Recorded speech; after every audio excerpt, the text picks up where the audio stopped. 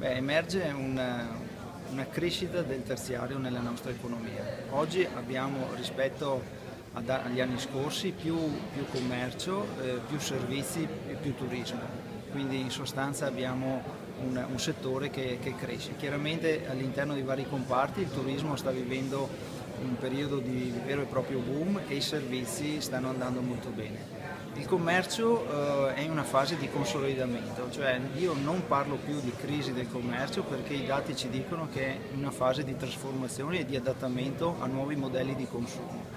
Quindi il commercio si sta veramente trasformando rispondendo alla complessità della competitività e della domanda a livello regionale ma anche globale.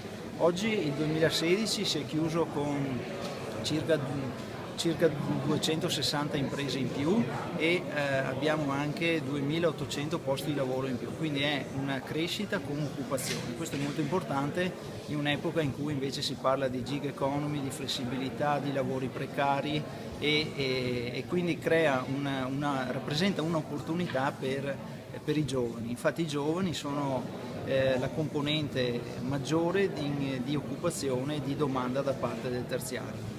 L'unica nota dolente che questo va sottolineato è la bassa vocazione imprenditoriale della componente under 30. Questo è un problema su cui riflettere tutti perché se noi abbiamo pochi imprenditori, soprattutto giovani, abbiamo poco ricambio. Considerate che oggi abbiamo 2,5 circa imprenditori con più di 70 anni per ogni imprenditore con meno di 30 anni. Questo crea quindi un problema di ricambio sia generazionale all'interno delle imprese sia anche di ricambio proprio di formula imprenditoriale. Quindi rischiamo di impoverire l'ecosistema e di impoverire le nuove idee, le nuove formule.